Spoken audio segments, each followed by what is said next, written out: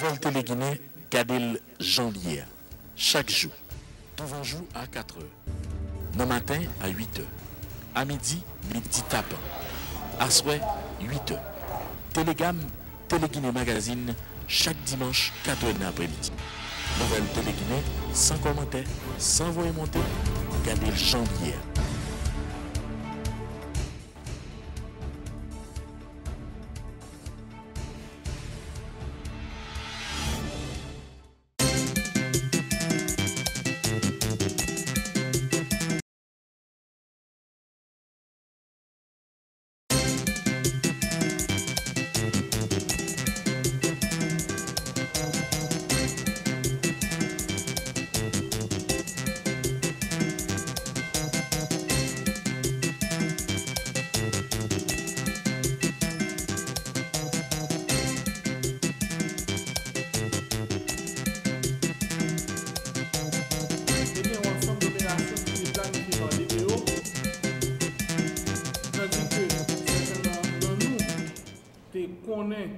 Alors, tu ouais, et en fait, planification ça dans certains réseaux sociaux. Donc, c'est justement pour dire que l'opération Gravina fait partie de un ensemble d'opérations qui étaient prévues à l'approche des fêtes de fin d'année. Est-ce que l'opération ça t'est planifiée? Oui, d'après DDO, tout va être planifié de concert avec la Minujust, justement pour l'opération d'Alfred et Grand Ravine. Ainsi, pendant l'opération, il y a une trentaine d'individus qui étaient appréhendés, alors que bagaille a bien déroulé, l'opération était censée finir, nous avons dit, pendant que les policiers ont replié, et c'est comme ça qu'ils ont une information qui t'a dit que gagner des armes dans l'école Maranatha. Ainsi, le groupe policier qui était dans cette zone a choisi d'aller faire vérification, mais malheureusement, l'erreur que vous faites, il n'y a pas avisé les responsables qui ont été là-dedans. Effectivement, les gens aller en dedans, pendant qu'ils ont prêté pour vérifier effectivement en côté, ils ont dit que tu as gagné des armes. Mais pendant que nous avons défoncé Portland, malheureusement, tu as des civils armés qui tiraient sur eux et à bout portant, gagné deux policiers qui sont victimes, comme nous tous connaissons. Mais par la suite, pour aller gagner tout, d'autres personnes civiles qui mourent. Nous disons mourir parce que le juge de paix a constaté cadavre dont les deux policiers et 7 ou 8 l'autre monde environ. Dans le dossier, ils ont accusé un policier qui a tiré sur personnes civiles. Nous ne connaissons pas tout. Nous ne pouvons pas identifier tout. Qui est-ce qui tire les policiers ni qui est-ce qui tire les personnes civiles. Par contre, ils ont accusé un policier qui est en fuite. Donc, le dossier a été acheminé à l'inspection générale. Disons, nous avons saisi d'office, le dossier, ensuite plainte déportée et avis de recherche, mettez derrière les policiers ça que vous accusé dans le cadre de la mort, en fait, dans le cadre de la mort qui mourit. Donc, il y a un ensemble d'actes d'enquête qui réalisés autour de dossier ça, dont plusieurs auditions et en fait, nous avons plusieurs auditions qui nous ont dit qui réalisées dans le cadre de dossier ça. Et division cap traité dossier à un niveau assez avancé et nous croyons que avant trop longtemps, dans les 48 à 72 heures, nous pensons que le résultat définitif enquête ça, nous croyons que là disponible pour amis la pression et pour le public en général. Maintenant, nous avons parlé également de l'opération que Boyd a menée dans le Croix des Bouquets. Qui ça, l'inspection générale, apprend qui a mené à l'opération ça? Généralement, fête Notre-Dame du Perpétuel Secours, a commencé depuis fin septembre, zone 27-28, pour le finir 1er octobre. Là, nous avons quoi des bouquets. Pendant le déroulement activité dans le quoi des bouquets, gagné une patrouille Boyd qui t'a assuré la sécurité dans la zone. Mais pendant ce temps, gagné un camarade qui était dans la tête, il y a un policier qui t'a coupé certaines tresses dans les cheveux, monsieur. Et monsieur dit comme ça que pour chaque tresse cheveux qui coupé, doit y avoir un policier qui tombé. Par la suite, vient gagner policier Watson Jean qui habitait dans la zone, alors que monsieur t'a sorti la banque à madame ni à bord de une motocyclette. Eh bien, devant la Kaili, il y a une armée sous moto qui tape tenu et qui intercepte monsieur, il a balayé, ensuite il a assassiné. Nous apprenons qu'il y a 3 armes qui tirent sous monsieur. 2 armes que monsieur sous moto a gagné, plus armes pâles t'a tiré le tout. Ça a été passé 12 octobre. Eh bien, suite à l'assassinat policier, ça a gagné une opération que la direction départementale l'a été. Et en fait, tu as voué une équipe Boyd à un renfort à commissaire principal Quadrebouquet. 3 équipes. Donc il y a 25 unités, alors 25 policiers qui étaient divisés en 3 équipes qui étaient allés en renfort à commissaire là. Donc, pendant le déroulement de l'opération Sayo, monsieur a arrêté 9 personnes. Et 9 personnes, ça a dit que nous auditionnons déjà, alors l'inspection générale auditionné, dont 6 dans le Croix des Bouquets, il y a 3 filles qui sont en prison civile à Cabaret. Donc, nous auditionnons déjà. Donc, nous disons qu'il y a 9 arrestations qui ont été faites. Nous avons constaté qu'il y a un monde qui est mort. Nous n'avons pas lié avec l'opération policière. Nous disons qu'il y a un cas qui a été boulé au nombre de 4. Il y a une machine avec une motocyclette qui t'a incendié.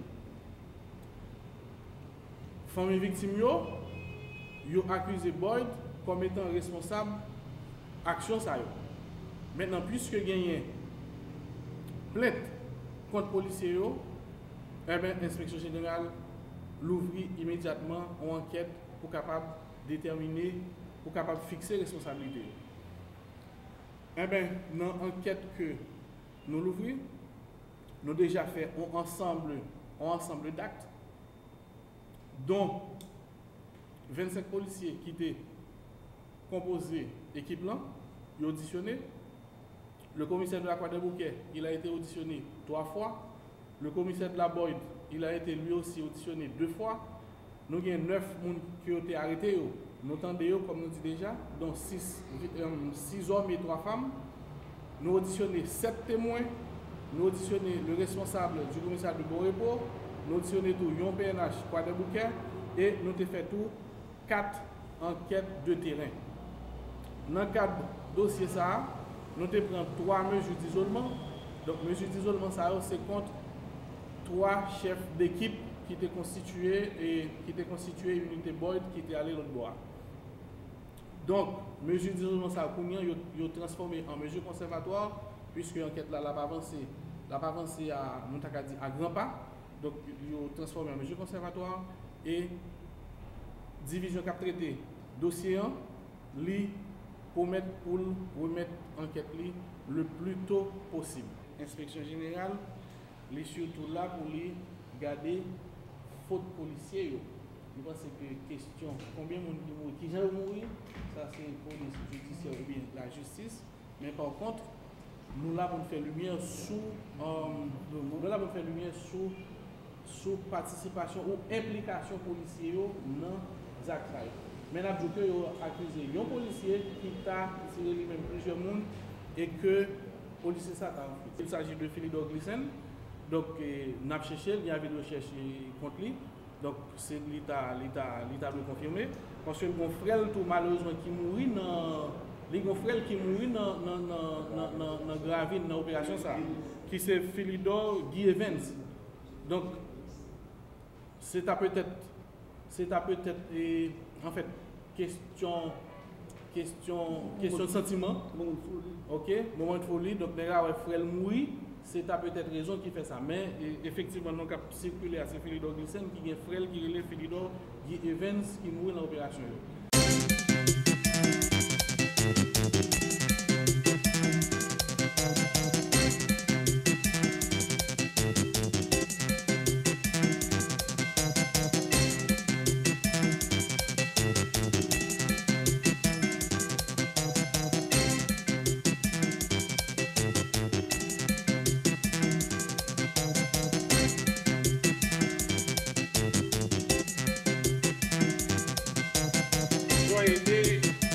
Aborder au moins 3 aspects de cette problématique de l'enfance. Le premier aspect se rapporte à la responsabilité de l'État. Je ne pense pas que je me sois trompé, mais c'est à l'État qu'il convient la responsabilité de mettre en œuvre un ensemble de dispositions afin de freiner, je dirais, cette dérive d'enfants en conflit avec la loi. Deuxième aspect auquel j'aurais aimé attirer votre attention traite de la société civile. Donc, on ne saurait freiner cette problématique de détention pour mineurs, on ne saurait freiner cette problématique d'enfants en conflit avec la loi sans que chacun d'entre nous, c'est-à-dire les parents, la société civile en général, y mettent la main afin de conjuguer un ensemble d'efforts pour que ces enfants ne deviennent pas un danger pour nos enfants. Le troisième aspect qu'on doit évoquer traite de nos partenaires internationaux. Donc, on ne saurait résoudre cette problématique sans qu'il y ait des interventions en amont et en aval. Très souvent, on se contente d'agir en aval, on voit le problème, on essaie de trouver des solutions, mais on oublie qu'en amont, il y a un ensemble de problèmes à résoudre. Notamment, et là j'insiste, la scolarité des enfants. Il y a beaucoup d'enfants qui ne sont pas à l'école, faute de possibilités. Il y a beaucoup d'enfants qui ne sont pas à l'école parce que, tout simplement, ils sont livrés à eux-mêmes. Donc, il faudra penser à ces enfants. Là, j'attire l'attention des fondations, des ONG qui œuvrent dans le domaine. Il faudrait aussi créer un espace pour qu'enfin on puisse avoir des centres de rééducation. Quel peut être l'apport des professionnels du droit au renforcement de la justice haïtienne et à la lutte contre les violations massives des droits humains en Haïti? C'est la question qui a animé et anime encore les membres du Bureau des droits humains en Haïti, BDHH, depuis sa création en mars 2015. Au-delà des cabinets et des initiatives individuelles, le désir est né pour des avocats et des juristes engagés de mettre sur pied une structure institutionnelle qui soit en mesure de construire des projets de plus grande envergure, de réfléchir et d'appliquer de bonnes pratiques basées sur le respect des règles éthiques et déontologiques, mais aussi sur une volonté de ne pas se laisser faire par les dysfonctionnements du système judiciaire. Cette thématique a toujours été le sujet d'une grande préoccupation pour l'OPC, Justice juvénile restauratrice. En effet, la délinquance juvénile devient de plus en plus fréquente. Ce fléau attire l'attention de tous partant de scènes inhumaines et néfastes observées à travers les rues de la zone métropolitaine. Dans les provinces ou au niveau de certaines zones de la capitale, nous observons beaucoup de jeunes prêts à tout pour gagner quotidiennement leur vie. Ils forment une petite communauté ayant certaines organisations et une hiérarchisation bien définie d'un quartier par rapport à un autre. Et face à tout cela, la population haïtienne est dans l'insécurité. Un atelier commémorant le 28e anniversaire de la Journée internationale des droits de l'enfant coïncidait avec le lancement d'un projet de renforcement du système de justice juvénile pour la promotion et la protection des droits des enfants en conflit avec la loi dans le département du Sud. Tout projet de vie démocratique suppose de porter en son cœur la mise en œuvre d'une politique éducative sincère. C'est une ambition légitime, sinon nécessaire, pour permettre à chaque enfant de grandir et trouver sa place dans le grand projet collectif auquel sa naissance lui donne automatiquement droit. Le gouvernement Moïse de La Fontaine, à travers sa politique, veut diriger son regard vers les enfants plus précisément. Les adolescents en situation de fragilité et de vulnérabilité, vers les enfants et adolescents pauvres, enfants et adolescents malades et en situation de handicap, vers les enfants et adolescents en danger, maltraités, vers les adolescents en errance, adolescents prostitués, mineurs isolés, enfants délinquants, adolescents incarcérés et adolescents discriminés, vers les enfants et adolescents victimes de violences ordinaires ou encore de souffrances invisibles, car leurs conditions de vie ne permettent pas la satisfaction de leurs besoins fondamentaux, de se développer et de s'épanouir convenablement.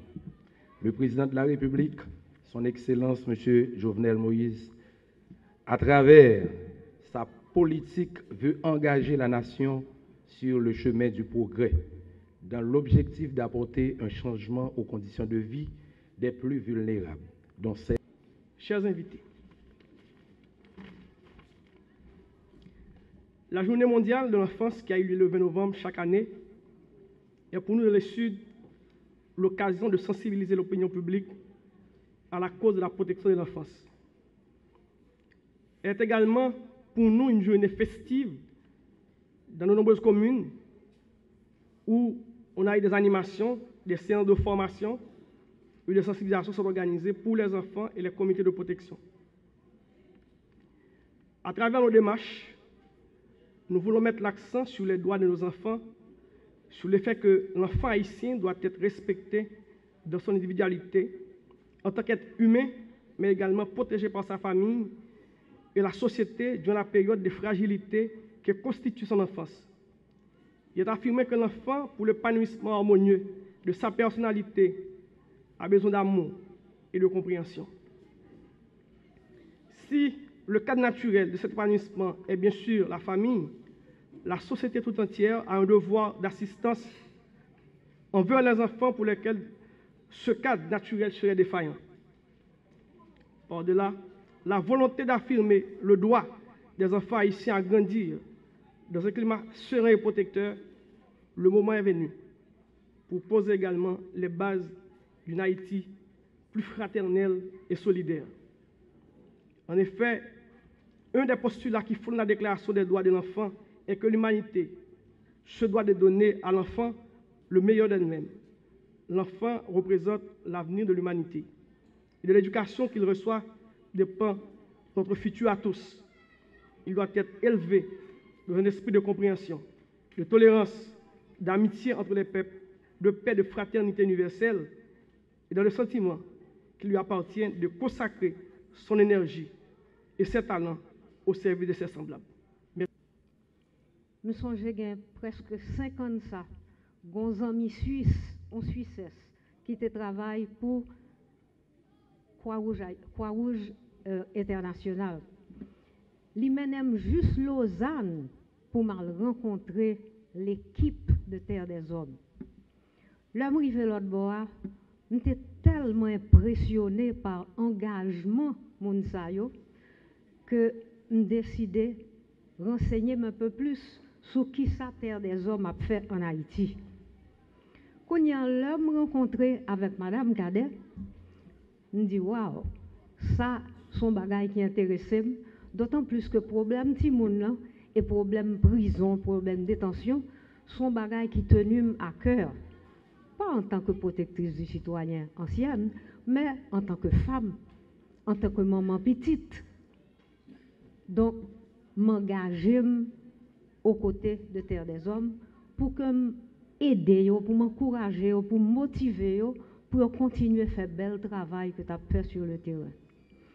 Nous collaborons à plusieurs échelles, à plusieurs niveaux, Et rivons-le, ils ont besoin de financement pour continuer. Nous ne disons pas inquiéter. Je n'ai écrit plus belle lettre que bon Dieu, jamais apprendre mon côté pour m'écrire. Et j'ai l'impression que j'ai une inspiration divine, céleste, le m'écrit lettre ça, parce que, mais aujourd'hui, Terre des Hommes a lancé un projet encore plus intéressant, encore plus dynamique, parce que il gagnait plus de financement de la part de la délégation Union européenne là. Terre des Hommes connaît que ce n'est pas parce que je ne suis pas protectrice des citoyens encore que je n'ai pas qu'à compter sur moi. Moi là avec eux, je soutenu eux, je baille au conseil parce que je suis un vieux grand moun cheveux blancs et vieux grand moun qui connaît pile bagaille, fais-moi confiance. Donc je promets que je suis toujours à leur côté, je soutenu eux et que je essayer ou si me motiver nous-mêmes tout de temps en temps avec des petites visites de terrain. Pas besoin de consultation dans mes Terres des Hommes. Parce que je viens au CAI souvent, maman c'est mon au CAI, trip moins au CAI. Donc je toujours visité nous au CAI. Donc j'espère que tout le monde qui là a bail le plus de eux-mêmes à projet ça parce que Haïti besoin, Timoun yo besoin, famille Timoun yo besoin. Donc m'a dit vive Terre des Hommes et vive les partenaires qui travaillent avec Terre des Hommes. Merci. La Fondation Terre des Hommes Lausanne, que nous représentons aujourd'hui, est honorée de pouvoir s'associer aux différents acteurs étatiques et non étatiques de la protection de l'enfant en Haïti pour commémorer la Convention relative aux droits des enfants et faire le lancement du projet intitulé « Renforcement du système de justice juvénile pour la promotion et la protection des droits des enfants en conflit avec la loi dans le département du Sud. » En effet, la Convention internationale des droits des enfants fait état dans les articles 37 et 40 des conditions de traitement pour les enfants en conflit avec la loi. Elle rappelle que les mesures de détention doivent être considérées comme le dernier ressort et qu'elles doivent être d'une durée aussi brève que possible. De plus, elle souligne la nécessité pour les enfants privés de liberté d'avoir rapidement accès à une assistance juridique ou toute autre assistance appropriée à leur situation. Le projet qui est présenté aujourd'hui est étroitement lié aux principes de la Convention internationale des droits des enfants, en mettant l'accent sur les principes de cette convention, à savoir l'intérêt supérieur des enfants, la confidentialité et le respect de leurs droits. Le fait de lancer ce projet au cours de la semaine de la commémoration de la Convention des droits de l'enfant sous le thème de la famille, une famille pour chaque Timoun, est tout à fait approprié, car la famille est la base de la société. Cette cérémonie, ça a été dit tout à l'heure par les intervenants qui m'ont précédé, c'est aussi un symbole, puisque le 20 novembre dernier, nous avons célébré la Journée internationale des droits de l'enfant, et c'est l'occasion, à travers ces journées internationales, de mettre à l'honneur les filles et les garçons qui, à travers le monde, sont confrontés à de nombreux défis. Alors je crois que nous avons tous peut-être en mémoire ou à l'esprit ces images que l'on voyait sur nos télés parfois de corps faméliques, des enfants victimes de famine en Afrique, sans que l'on doive oublier dans le même temps qu'en Haïti même, un enfant sur 5 étant encore victime de malnutrition. Nous avons peut-être plus récemment été les uns et l'autre choqués, outrés, ou on dit parfois indignés par les images de ces corps inanimés que la mer parfois rejette sur les plages, que ce soit en Méditerranée, en Libye ou ailleurs, mais aussi parfois ça peut arriver sur les plages des Caraïbes. Donc quand des enfants avec leurs parents cherchent effectivement un avenir meilleur ailleurs et qu'ils ne le trouvent pas forcément. Donc voilà, ces images, je crois, doivent nous interpeller et nous appeler à nous engager dans les projets. Pourtant, malgré ces images, je dirais que d'un autre côté, on constate aussi que, globalement, des progrès ont été faits en matière de respect, de défense des droits des enfants. La réalisation des objectifs du développement du millénaire nous ont appris, effectivement, les statistiques, et j'en citerai quelques-unes tout à l'heure, qu'il y a eu un certain nombre d'améliorations. Et c'est une bonne nouvelle quelque part, parce que ça veut dire une chose, ça veut dire que lorsque l'on s'engage, lorsqu'il y a une action nationale qui est réalisée, lorsqu'il y a une action collective, mais aussi des actions individuelles, on peut être porteur de changement, on peut être porteur d'espoir et porteur d'avenir.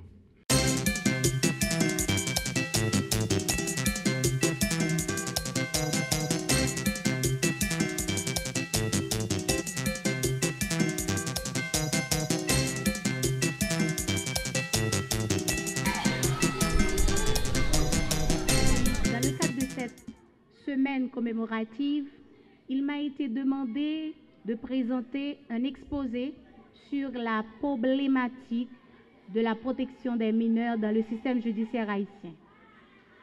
Un sujet qui me tient à cœur, vu qu'au niveau de la juridiction et du tribunal première instance des CAI, je traite les dossiers des mineurs. Dans quelle mesure nous pouvons parler de la protection des mineurs dans le système judiciaire haïtien?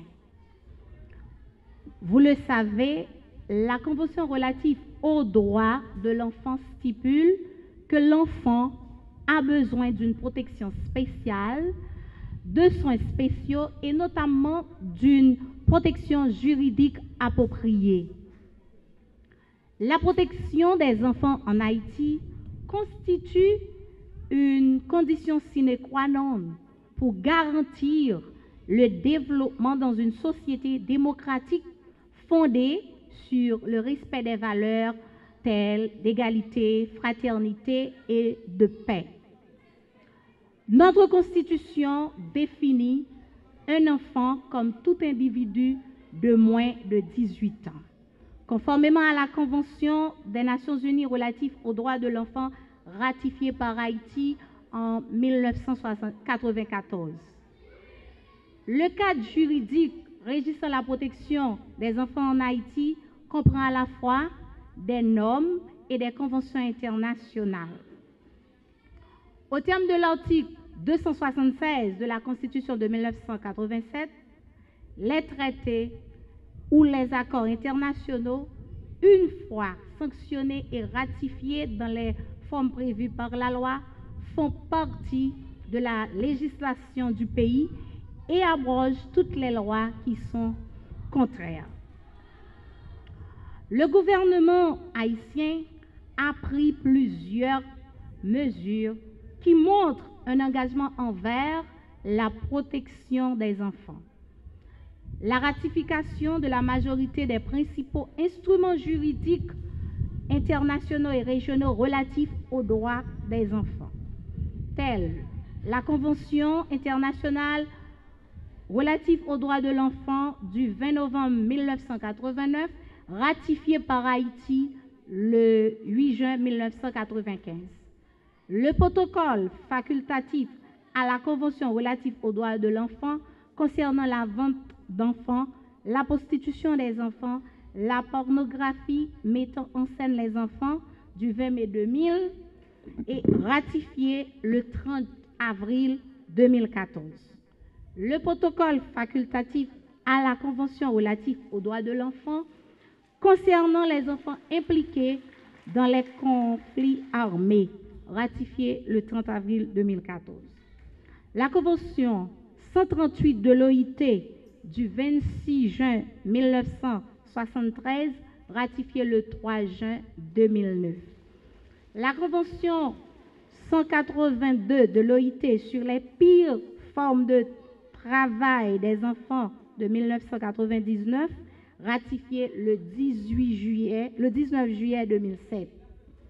Le protocole visant à prévenir, réprimer, punir la traite des personnes, en particulier les femmes et les enfants, additionnel à la Convention des Nations Unies contre la criminalité transnationale.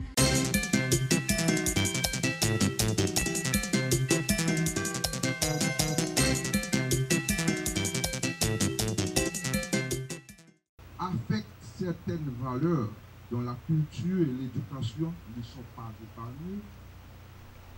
L'accès à l'éducation demeure encore limité. N'en parlons pas. de la qualité et de la gouvernance qui constitue encore un défi. Cette situation nécessite des efforts conjugués de tous les secteurs concernés pour élever ce défi. La direction départementale d'éducation de l'Ouest croit que cette initiative est positive et a sa raison d'être. Elle souhaite en outre qu'elle servira à promouvoir les principales valeurs et ressources de la commune de Carrefour qui renferment tant d'artistes, d'intellectuels chevronnés, et je passe. L'éducation élève l'homme à la dignité de son être et elle est un droit essentiel qui permet à chacun de recevoir une instruction et de s'épanouir dans sa vie sociale. Ainsi, la direction départementale d'éducation de l'Ouest, institution que je représente ce matin, s'engage dans la démarche entamée par les membres de la municipalité de Carrefour et leur promet sa pleine collaboration. Mesdames et messieurs, je termine en reprenant cette phrase qui est de l'éducation pour tous. Donc, les filles et les garçons qui apprennent à lire, écrire et compter transmettront un avenir meilleur à leur famille et à leur pays. Quand l'éducation est améliorée, de nombreux autres domaines sont affectés. En bref, l'éducation a le pouvoir de rendre le monde meilleur. Mairie Carrefour, au niveau commune Carrefour, là, parce que nous allons inaugurer, nous allons instituer la commission municipale d'éducation, une structure qui va aider l'État, le ministère de l'Éducation nationale, mieux coordonner la gouvernance secteur au niveau communal. C'est un prérogative constitutionnel. Fondement, l'initiative ça, dans la Constitution 87 là, ainsi que dans sa version amendée, dans l'article 32 qui programme que l'État et les collectivités partagent une compétence en question d'éducation. Très malheureusement, nous avons que une gouvernance secteur qu'a fait avec le ministère de l'Éducation nationale seulement, sans collectivité.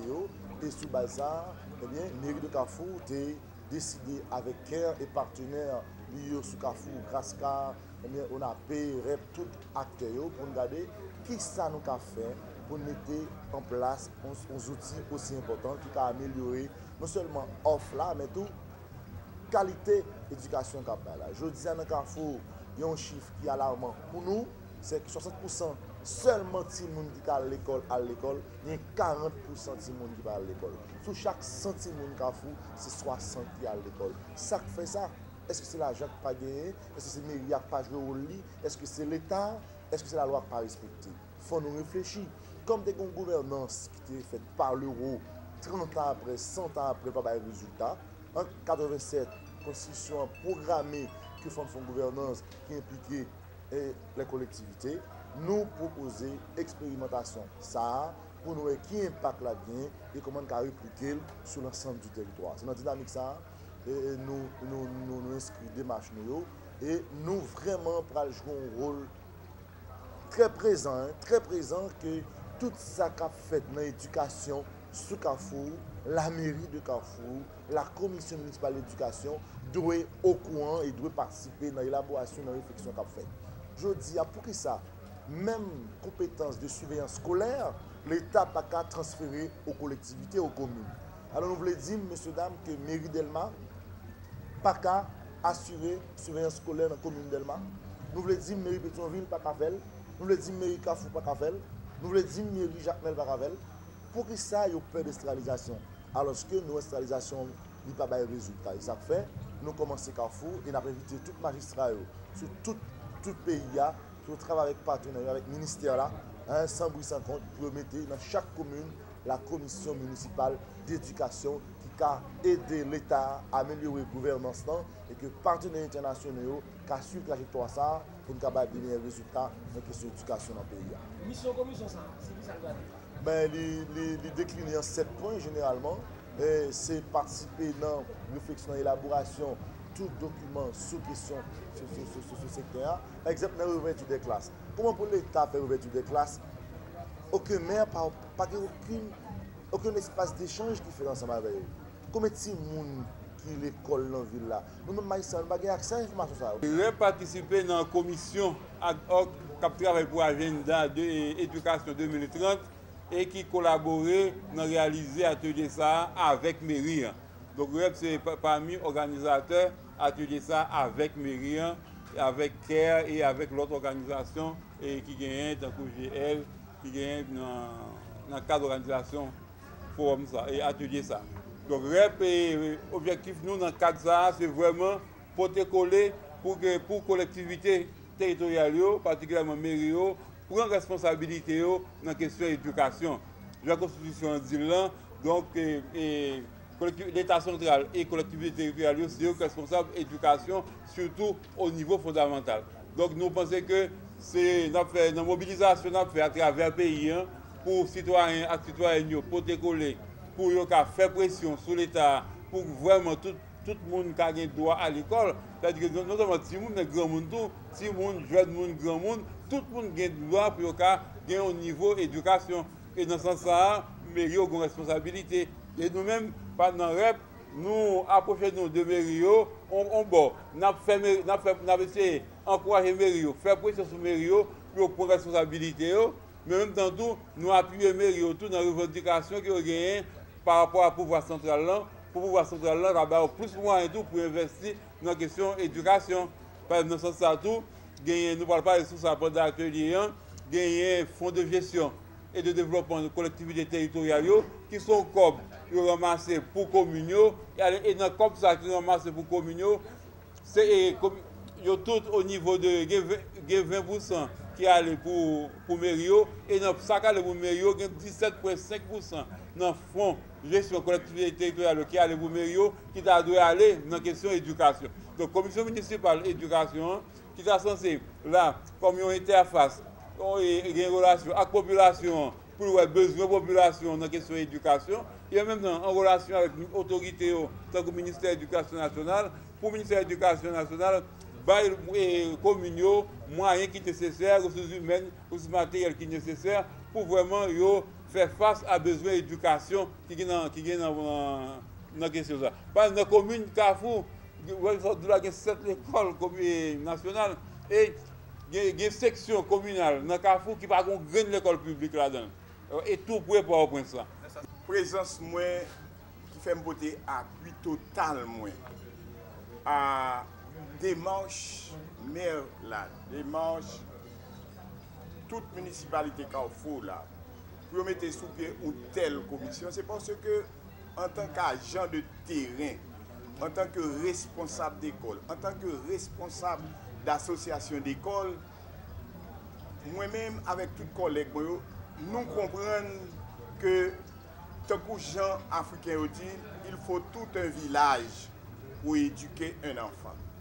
Lorsqu'il il faut tout un village pour éduquer un enfant, ça veut dire que les gens comprennent que pas qu'à gagner une éducation qui est faite de manière verticale. Il faut que toute force vive de la société participe dans l'éducation de Timounio. Et particulièrement, autorité constituée, autorité que la Constitution a droit pour faire ça. Nous tous nous reconnaissons que l'article 32 dans la Constitution qui dit qu'il faut que les mairies participent effectivement dans la gestion de proximité de l'école. Et il y a une grosse responsabilité dans ça. Gestion de proximité, ça veut dire qu'il faut que vous impliquez tout bon vrai. Pas impliquer en faisant semblant, mais impliquer de manière effective. Ça veut dire, garder pour eux, qui problème qui fait que les gens pas à l'école, qui problème qui fait un paquet de l'école privée, ça est-ce que c'est normal dans un pays aussi pauvre pour gagner un paquet de l'école privée, ça qui ça doit faire pour que choix ou l'école privée, alors fréquentation qui t'aime dit plutôt fréquentation ou l'école privée, qui ça doit faire pour que fréquentation ça a son choix lié.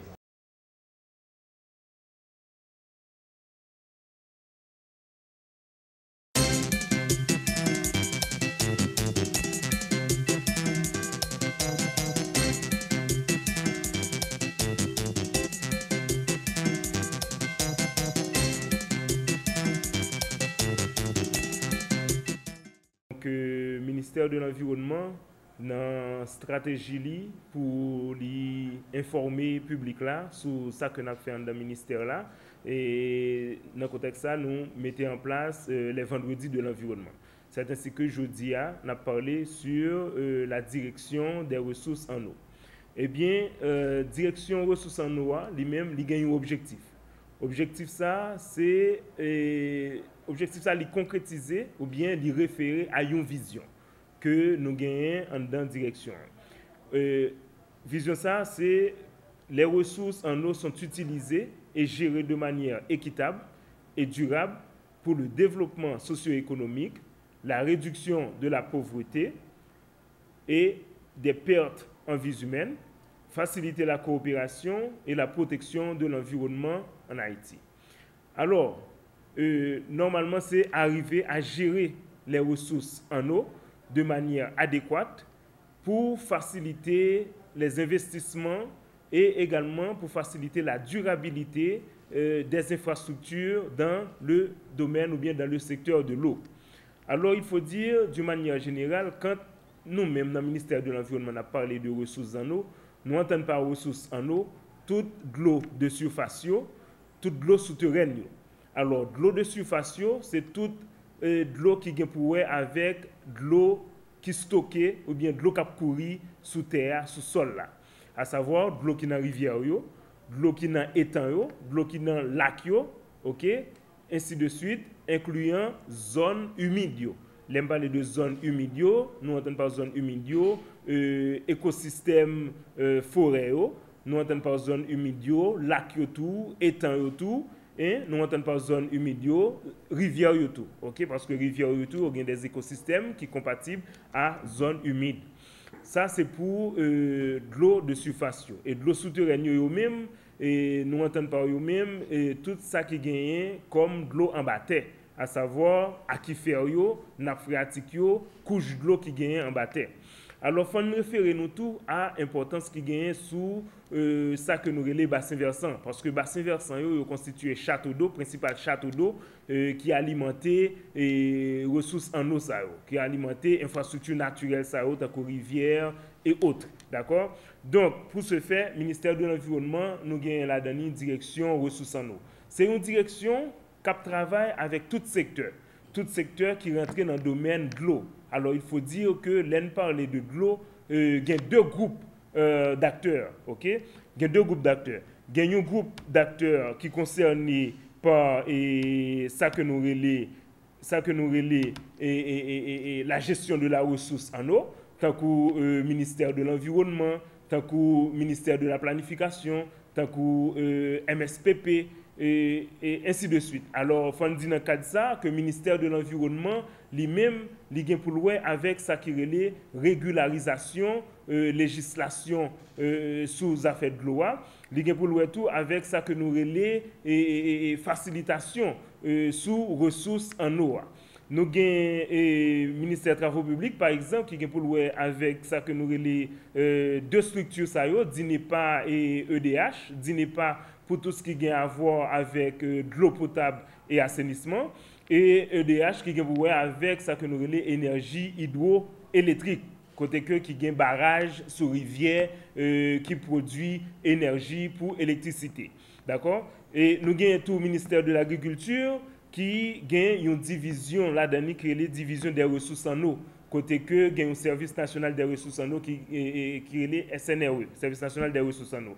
Nous avons MSPP tout à travers le service d'hygiène publique qui fait contrôle de qualité pour les soins de santé parce que nous connaissons de l'eau, qui constitue un élément tout qui cause un pile problème sous santé monde par niveau de pollution dans une série de zones côté que les causer des maladies d'origine hydrofécale, d'accord?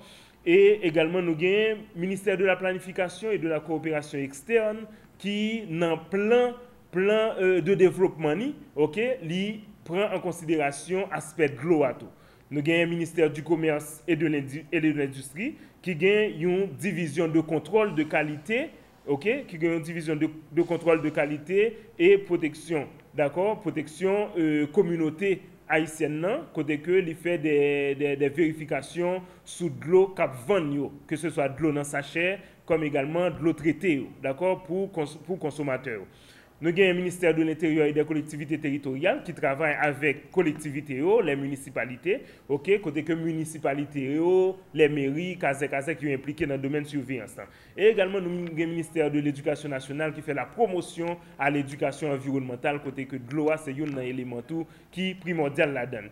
Donc, c'est dans ce contexte que nous parlons sous l'importance ministère de l'Environnement, côté ministère de l'Environnement lui-même, il est là pour assurer harmonisation, pour assurer une mise en commun avec tout secteur de façon à ce que pour tout le monde capable d'utiliser de l'eau, parce qu'il y a une importance dans le quoi utiliser une ressource, il faut capable de gérer les ressources qu'on va utiliser de façon pour garantir de manière équitable que tout le monde, n'importe niveau que l'IA pour les ressources là, et de manière durable tout, pour que l'infrastructure de l'eau soit pérenne, pour que santé monde que yo protégé.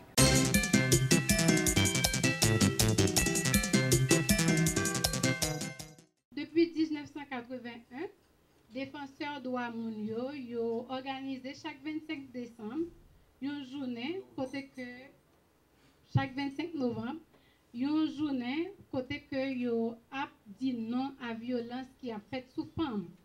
Et en 1999, Assemblée générale Nations Unies, par résolution qui a été prise 54/34, a été proclamée journée 25 novembre, journée internationale pour l'élimination de la violence à l'égard des femmes. Et mais qui définition Assemblée générale Nations Unies bail pour violence à l'égard des femmes? On dit que c'est tout acte de violence que vous fait contre sexe féminin, contre femmes, qui est capable de faire souffrir physiquement, sexuellement et psychologiquement. Et il y a l'autre bagage qui rentre, par exemple, privé arbitrairement de liberté, tout ça est capable de contribuer pour dire qu'il y a une violence qui fait sous femme. C'est vrai qu'il y a plusieurs autres types, mais nous avons sur trois, ça je dis, physique, sexuel ou psychologique, que les Nations Unies, à travers l'Assemblée générale, ont fait définition ça. Ils ont fait définition ça. Et ils ont montré que la violence qui a fait à travers le monde, c'est une forme de violence nous a dit qui est plus dévastatrice. Et je ne dis violence sexuelle avec psychologique, et c'est vrai, en pile fois, ils ne sont pas capables en Haïti de quantité parce qu'il y a des gens qui ne sont pas portés plainte, mais ils ont remarqué qu'il y a en pile filles qui sont victimes et il y a qui dénoncent ça, mais il y a l'autre tout qui est pour eux. Et d'après statistiques Organisation des Nations Unies pour l'éducation, la science et la culture, UNESCO fait, il fait comprendre que une femme sous trois, soit yo bat yo, ou bien yo contraignent pour gagner un rapport sexuel sans que yo pas vle, ou bien yo maltraité émotionnellement. Et en Haïti, gens que nous sommes dit, nous pas toujours joindre des statistiques qui pour faire connaître combien de monde qui victime, mais bureau avocats internationaux dans un mémorandum, ils ont fait comprendre que 50 à 72% filles qui victimes dans la commune Cité Solaire. Donc nous avons comprendre que en pile monde, jeudi, en pile femme, jeudi qui victimes de violence. Et ce n'est pas seulement dans la zone défavorisée, il y a l'autre côté, moun yo été déplacés après tremblement de terre dans des camps, côté que yo été victimes par pile et par paquet. Malheureusement, tout gagne petit monde là-dedans qui sont victimes. C'est vrai, violence psychologique là lui-même il pas quitté cicatrice externe. Nous pas ouais max ou pas moun. Mais blessure émotionnelle que li quitté qu'on difficilement pour guérir. Et moun nan capable sentir li rejeté et li dégradé et li a toujours peur. Et l'autre traumatisme que ça qu'on quitté, on a un sentiment de culpabilité, li qu'on honte, li pas gain estime de tête li encore et gain qu'on même envie de tuer tête yo, ou bien yo prend alcool, yo prend drogue avec l'autre stupéfiant.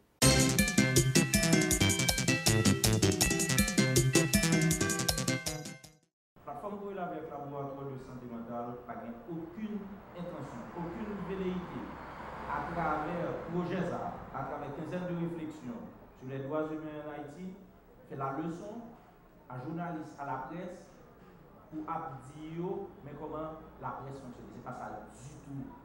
Ce n'est pas non plus intention pour nous dire, journalistes, il faut que nous doit la parole. Mission, déjà, on connaît en fonction de prix de programmation radio des émissions, côté au bail moun parler.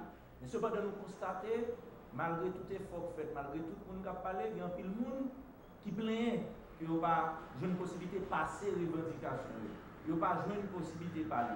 L'intention, c'est tout simplement attirer l'attention de chaque monde. Que, en dépit de tout effort la presse a fait, mais restez toujours au effort pour faire. Deuxième élément, nous pas velléité tout fait la leçon à organisme de défense de droits humains à avocats parce que vous connaissez rôle, vous connaissez mission. Mais cependant, comme structure de la société civile, comme nous entendez, il y a des gens qui sont insatisfaits, nous voulons attirer l'attention pour nous dire qu'il faut faire plus d'efforts, il y a des gens qui doivent violer, il y a des gens qui ont pile problème, il y a des gens qui passent pile difficulté dans le pays, il y a une personne qui peut aider, défendre tête, défendre droit et joindre un côté pour parler pendant que il y a de l'autre, il a parlé tout le temps, il a joué une possibilité en tout le temps, il a intervenu tout le temps, par exemple moi-même, mais quand il l'autre qui va joindre une possibilité. Moi, je voulais risquer, au nom de la plateforme Gorilla, pour nous conclure avec ça. Mon exemple. Moi, je pense que la presse extraordinaire. Et pour moi, c'est plus gros pouvoir. Veut ou pas, parce que les gens qui ont nommé, pas les gens qui ont révoqué. Lui, là, la fête en d'elle. Tout le monde en d'elle. Qu'on remet ou pas remet. C'est lui qui a passé les revendications de la population. Libère, la presse, permet tout le monde comme ça qui a passé. Libère tout, les gens dans la presse, qui a analysé, qui prend un risque, qui expose, qui a critiqué, qui a dit ça pas bon. Mais il faut le faire pour tout ça pas bon. Même Jean Libère tout, les gens disent bravo pour tel monde, ça a bien fait, et bien là, ça vient servir l'autre monde, fait un pour monde ça. Eh bien, le monde fait ça pas bon, c'est pour la presse, ça prend responsabilité, chercher le monde ça. Et pas même monde, nous pouvons chercher la presse, chercher le monde ça, balle parler, balle exprimer. On finit un exemple. Dernièrement, m'attendais dans la radio un pasteur qui est accusé d'un bagage. M'attendais un bagage, il dit un pasteur fait. Moi, je fais tant des pasteurs ça. Non, mais tout les médias, pour poser la question, pour la répondre, pour la dire oui, c'est vrai, oui, c'est pas vrai, mais ça t'est arrivé. Pour tout le monde entendre l'histoire ça. Alors que justement, des opportunités, tendez, grand pasteur, comment lui fait tel bagaille, tel bagaille, tel bagaille, grand petite demoiselle qui est victime de lui, mais ça fait. Mais pasteur, ça n'a pas d'opportunité de parler. Nous-mêmes, dans la laboratoire de santé mentale, la plateforme pour laver, nous avons cherché l'opportunité pour nous rencontrer, pour nous connaître ce qui s'est passé. Mais nous avons aimé que les médias qui parlaient de ça, permettent de ça à parler tout, parce que jusqu'à présent, ils sont présumés innocents, ils ont accusation sous dol. Tout autant pour condamner, ils sont présumés innocents. Et même s'ils t'a condamné, il était un monde qui a une dignité humaine, qui peut être doué pour une sanction pour malgré la justice estimée le faire. Là encore, est-ce que l'homme n'a pas droit à la parole? Est-ce que l'homme n'a pas droit à exprimer pendant la conférence? Est-ce que c'est une violation droit à la parole tout? Et il y a un pile de monde dans la société qui a victime ça. Il y a un pile de monde qui a subi ça. Et c'est pour ça que je ne cas ça. On prend exemple ça à son risque. Donc, nous prenons exemple pour montrer que justement, ça sont raisons qui fait nous organiser une quinzaine de réflexions sur les droits humains. Nous avons pris exemple machin, qui est victime. Nous avons pris exemple pour qui va là-bas. Nous avons pris exemple pour qui travail qui va toucher. Nous avons pris n'importe quel autre exemple. C'est-à-dire, c'est pour nous mettre bravo pour la presse là, mais c'est pour nous dire tout. Au-delà de la liberté de la presse, on a le droit à la parole, la presse va exprimer, mais moun yo toute qualité moun. Et même si le monde qui fait bagaille qui n'est pas bon dans la société, au contraire, c'est la presse à calculer, qui peut faire des fontaines, qui peut permettre que même gens, tout le monde qui a fait ça bon et tout, pour l'ouvrir le micro pour permettre de s'exprimer. Voilà, et en résumé, ça nous voulait ajouter. Et nous remercions la presse encore qui est présente. Donc, à partir de lundi, conférence a commencé ici à 10h pour permettre que ces interventions soient faites par nos médias, journalistes, des directeurs d'opinion, des hommes de loi, des experts en droits humains et plusieurs de la population qui ont venu là pour poser des questions, échanger, pour nous voir est-ce que ça n'a fait là, TACA servi pour porter plus de lumière, servi dans permettre un changement de comportement dans la société qui est capable de contribuer dans la nouvelle Haïti tout le monde espère. Le premier objectif activité ça, c'est de dresser un tableau diagnostic réel de situation droit moun en Haïti jusqu'à décembre 2017. Et tout, réaliser une évaluation droit à la parole famille dans les médias. Est-ce que les médias vraiment bail famille côté pour parler? C'est une raison qui fait que le premier secteur que nous visons dans le cadre d'activité, c'est les médias. Côté nous va permettre patrons médias, directeurs d'opinion, journalistes, pour venir prendre la parole, pour venir intervenir, pour venir dire qui ça que vous pensez sur le sujet principal là, qui c'est les médias et le droit à la parole des familles haïtiennes. Et ça va permettre tout que la population elle-même, lui vienne opiner, lui vienne réagir, lui vienne questionner. Moun sa yo qui c'est des organisations de défense des droits humains, moun qui militer dans la question de droit moun dans le pays pour permettre que la population vienne questionner moun sa yo, vienne réagir, vienne chercher qu'on est vraiment à chaque fois que droit yo lésé, comment que pour eux même pour défendre yo, comment que eux même pour parler là que vous senti que yo pas respecter droit yo. Alors c'est dans le cadre de ça que nous organiser activité ça. Et c'est un moyen tout qui pourrait permettre que la plateforme pour la vie, ensemble avec le laboratoire de santé mentale d'Haïti, travaille en association avec OPC, qui c'est Office Protecteur Citoyen, parce que depuis nous parlons de droit à monde tout, l'important question santé mentale là. L'homme nécessaire qui existait, qui est intelligent, qui réfléchit. Toute question, c'est pas instinct de réagir. Ça veut dire que puisque il est intelligent, réfléchi, ça veut dire qu'il a une capacité de défendre le droit. Et c'est dans l'idée ça que le laboratoire de santé mentale d'Haïti, des conseils avec la plateforme de la vie, TGV important pour nous organiser la quinzaine et une quinzaine de réflexions sur les droits humains et en Haïti, c'est ce qu'on appelle à sa théologie droit à la parole. Parce que nous connaissons qu'au niveau santé mentale, la parole joue un paquet d'années. C'est-à-dire que le fait qu'on a un espace pour parler, pour dire ça, sous quelle la salle, une idée de la salle, de faire passer là, c'est déjà une thérapie et son médicament, il vaut plus que médicament.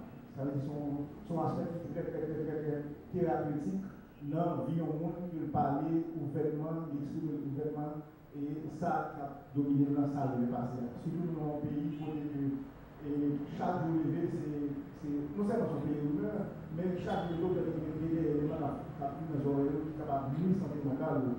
Et ça veut faire une forme de confusion par rapport avec ça au droit humain avec la personne même en soi.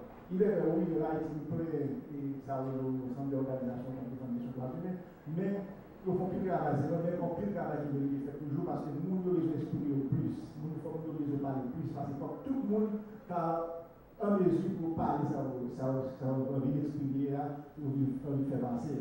C'est dans l'idée ça, la laboratoire de santé mentale d'Haïti qui devient important avec la plateforme pour la vie, pour nous organiser une quinzaine et ça a des réflexions, des conférences débats qui vont nous servir avec acteurs locaux. Il y a beaucoup d'habitude de dans la radio, dans les médias, dans ce sens-là, c'est eux qui viennent là, ici, là, viennent nous parler avec nous, conférences débats, questionner, échanger avec nous pendant 15 jours. Ça veut dire que après ça, peut-être nous sommes capables d'espérer et assurément, une société côté une population beaucoup plus informée sur ça, le droit du monde, parce que l'ordre droit humain, droit à la personne, c'est pour nous, ça tout le monde est fait libre, égal égaux, et puis le vivre avec dignité, il doit exercer le droit comme ça doit. Et ça, on a une société côté droit commencer, côté droit fini, et qui côté droit commencer, côté droit fini. Ça veut dire que ces visions, ces économies, ça que nous viser dans la quinzaine, ça qui est très important. Après 15 ans, on va devenir une société qui est tout à fait normale, mais plus ou moins informée, équilibrée mentalement, dans ce qui a fait avec le droit, avec notre institution, pour caractère en harmonie. En gros, c'est ça l'idée. Merci.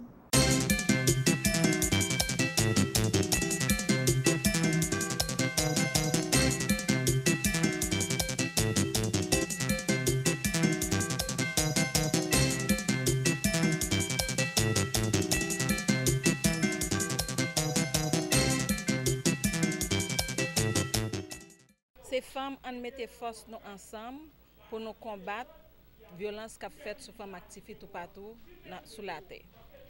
jeudi, nous estimons que chaque année, nous parlons de questions de violence qu'a fait sous forme active, mais c'est une activité de tous les jours. Nous rendons compte que lié, nous pas attendre chaque 25 novembre, qui c'est date internationale pour nous commémorer date ça pour nous parler de lui. Nous voulons faire connaître dans la société la violence faite chaque jour. Et si nous sommes prêts pour nous parler de violence, nous pas fini. Et violence, ce n'est pas une question de coup, de violence corporelle, c'est une violence physique, là, c'est vrai, il existe, violence verbale, violence psychologique, violence sexuelle. Tout ça, c'est violence. Là, nous prenons les gens qui vont dans la rue. C'est un problème dans la façon que vous traitez les gens, dans la beauté à faire, dans la partie à faire. Là, nous prenons l'activité de tous les jours. Nous voulons parler de ça aujourd'hui pour nous dire qu'il faut que ça suspende. Ce n'est pas une activité chaque année, mais c'est chaque jour qu'il y a violence qui est faite dans la société. Nous voulons lever voix, nous pour dire qu'il faut que ça suspende. Question violence sous femme, c'est un fait quotidien. C'est chaque jour que femme a subi violence. Comme nous faisons ce là, ce n'est pas violence physique seulement qui est violence. Cela veut dire nous-mêmes en tant qu'une plateforme qui a goûté contre discrimination et violence qui a fait sous femme, nous devons continuer à mener bataille là parce que bataille là sont bataille permanente. Ce n'est pas journée jeudi en prélude à 25 novembre qui c'est journée internationale contre violence sous femme active. Ça veut dire combat son combat de tous les jours. Tout autant nous-mêmes, la violence existe dans la société au niveau plateforme. Nous avons cherché d'autres organisations qui ont mené le même combat avec nous pour nous faire sacrer une chaîne de solidarité pour nous continuer à mener la violence, pour nous capables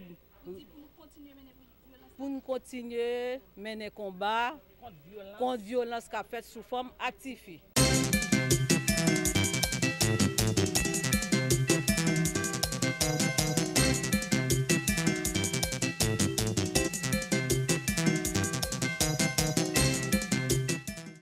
L'influence nationale déclare avec conviction que les affaires du pays concernent tous les Haïtiens.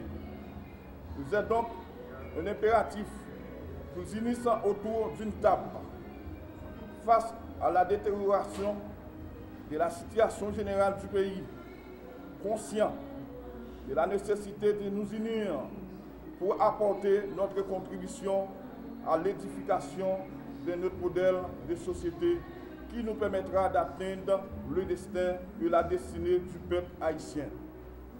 Nous, les responsables et les dirigeants du parti Influence Nationale, faisons appel à toutes les forces vives de la nation afin de nous pallier à toutes les agitations sociales et politiques qui ne cessent de secouer Haïti ces derniers temps et qui portent les responsables compétents et de bonne volonté à se pencher avec un solitude sur les multiples problèmes qui entravent l'avancement du pays.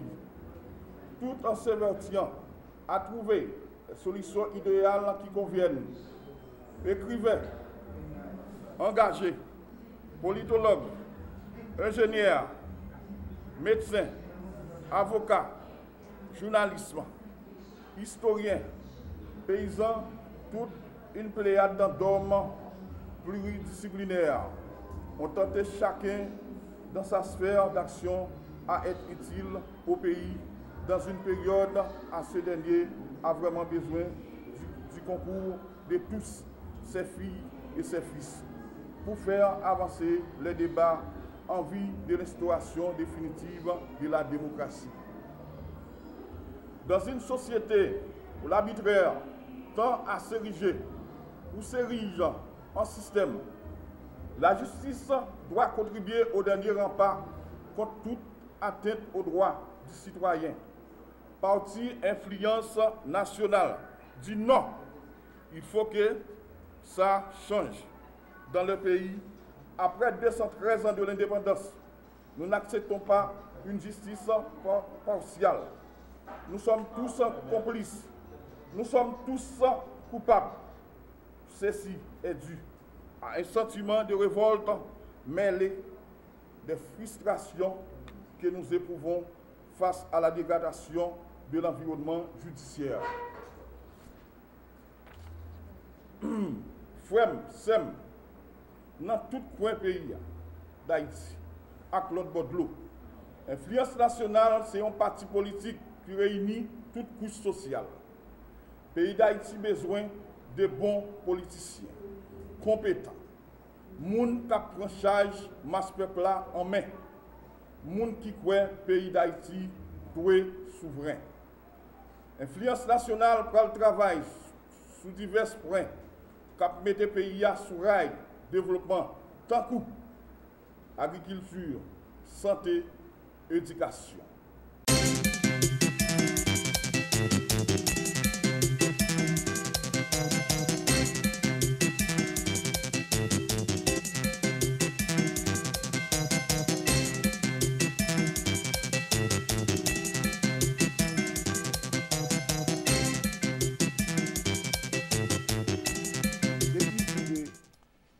La mort du secrétaire général Tuneb Delpé, le Parti national démocratique progressiste d'Haïti, PNDPH, semble disparaître du paysage politique haïtien.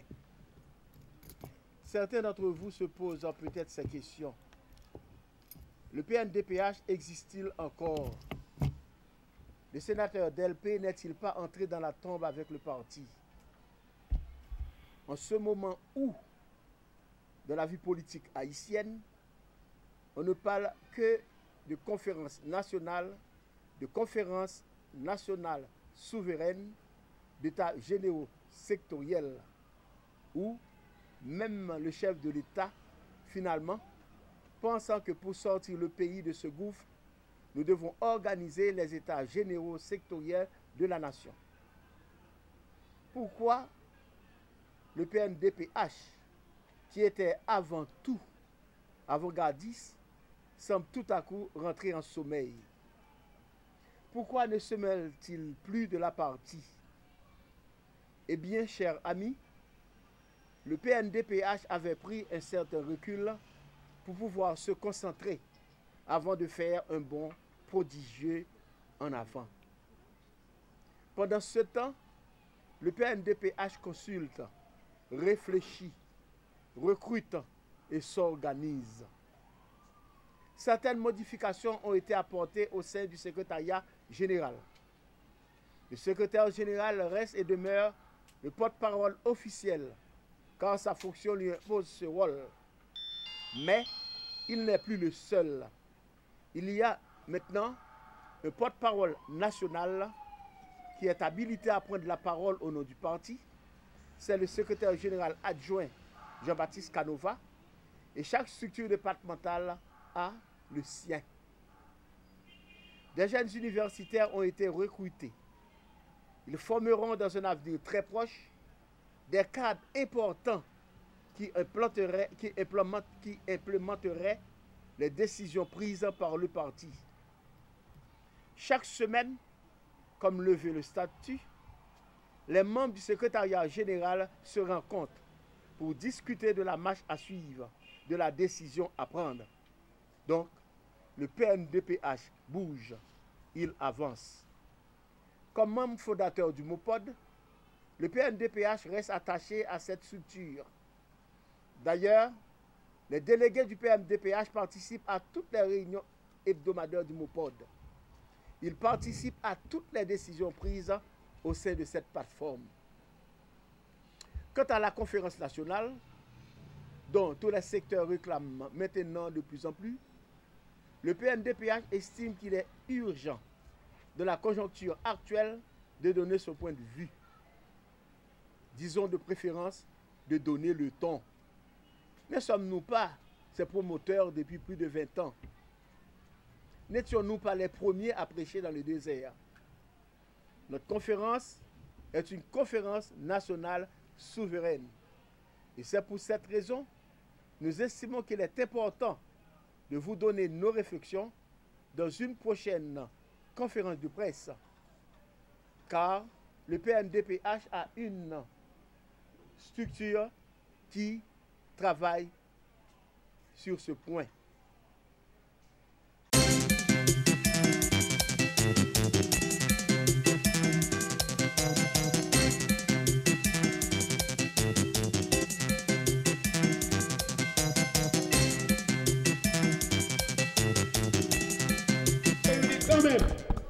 Nous d'accord. Comité sac de 35 personnes, Même quand nous avons 35 personnes, nous avons un personnel de travail. Personnel de travail là qui s'allie. Nous avons un chauffeur. Nous avons une époque, nous avons 6 mois là, depuis nous bloquer. Là, nous bloquer, c'est parce que la machine est en panne. Si la machine est en panne, nous ne sommes pas obligés à payer le chauffeur. Nous d'accord toujours. Est-ce que nous d'accord ça pour ne pas payer un nègre qui n'est pas fonctionnel? D'autant plus, machine ça, où est bien utile nous, hein? Nous dépensons un rafale comme dans la maison, après on te fin craser, et après il vient un problème tête silène. Nous disons après l'Assemblée générale là, nous croyons que travailleurs a joué une machine là, d'après trésorier qui c'est Jean Jean-Pierre.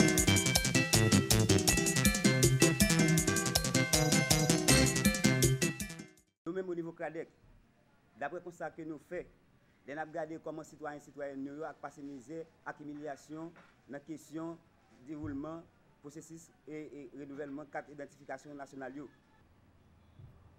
Par exemple, dans la place Jérémy, dans la place Sainte-Anne, dans la zone tout 2004, Rilama, dans Jivena, dans la marine haïtienne, dans Pétionville, dans l'Académie police route frais, dans la ville provinciale. Nous-mêmes dans CRADEC, j'ai nous processus de renouvellement fait là. Nous pensons que tout le monde n'a jamais de chance pour renouveler 4 jours. Qui vient tourner aujourd'hui à un place important. Nous avons demandé pour qui ça directeur ONU pas mettre plus de bureaux disponibles dans 4 pays. Dans un moment pour les satisfaire tout le monde. Par exemple, dans l'église, dans le péristyle, dans l'école nationale, dans la mairie, dans le marché, dans l'université, dans toute boîte d'État, dans la factory, dans la diaspora, dans la prison, dans Saint-Vincent pour handicapés. Parce que tout le monde c'est monde. C'est dans ce sens que nous avons demandé à directeur ONU pour prolonger la date de renouvellement carte d'identification nationale dans l'idée pour satisfaire tout le monde. Nous t'entendons, il dit que le processus a fini le 1er décembre.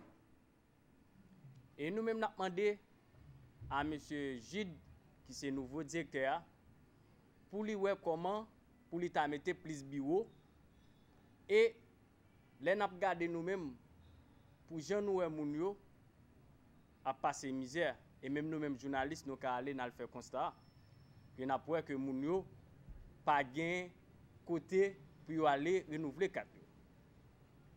Et une bagaille nous-mêmes encore au niveau CRADEC, nous avons dit, et nous avons dit tout le monde, pour faire une façon que, pour aller renouveler 4 jours.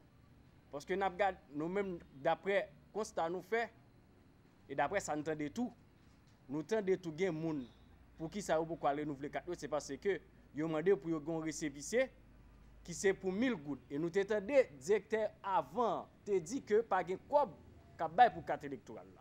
Et nous-mêmes, en CRADEC, nous pouvons mener, nous pouvons chercher une information, et puis que nous-mêmes, nous avons dit population que si pour ne pas renouveler 4 jours, nous avons dit pas renouveler, tout autant que vous avez prendre 1000 gouttes là sur eux dans le renouvellement 400.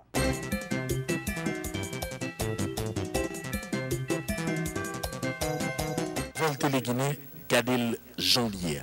Chaque jour, devant jour à 4h. Le matin à 8h. À midi, midi tapant. À soir, 8h. Télégamme, Téléguinée Magazine, chaque dimanche, 4h de l'après-midi. Nouvelle Téléguinée, sans commentaire, sans voix monter, Cadel Janvier.